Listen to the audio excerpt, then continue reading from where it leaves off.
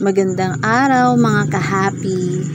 Ito ang araw na sinelebrate namin ang kaarawan ni nanay. Kahit na hindi na namin kasama si nanay at nasa piling na siya ni Lord, napagkasundoan pa rin po namin na magsalo-salo kasama ang family. Ayan, nasa farm po kami. Ayan, nag-prepare ng konting food. At syempre, hindi mawawala yung cake ni nanay.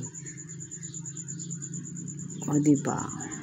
Sa farm, simpleng kain lang, kasama ang family, at bilang pasasalamat at pag-alaala kay nanay.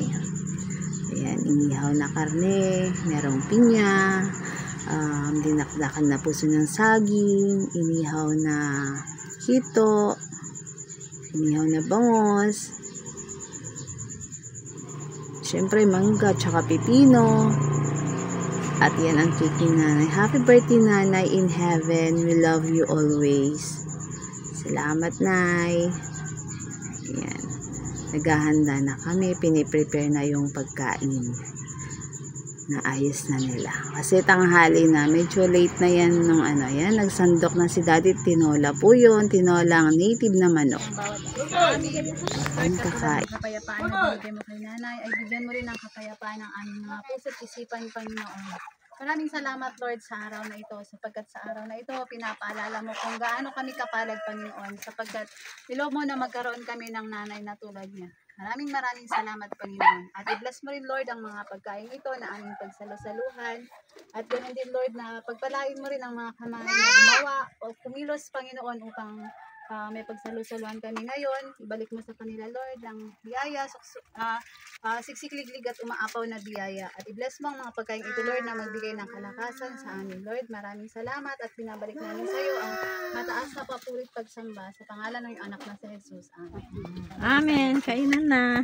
Ibaba mo yung cake. Nanay. Happy birthday, nanay. Anong casing? Ibaba mo yung cake. Ipalit mo yung kanin. Ipan ni Ate Nora. Sige ka na. Yan.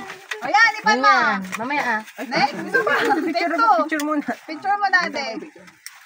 Nakabigan sa 1, 2, 3, go! Sige na, ipan mo. Game. Yay! Ipalit mo yung kanin. Kanin. Ayun, plano mo na lang. Ayan, wala nyo matinag. Ay, kutsara. Adi, napay-pay lang siya.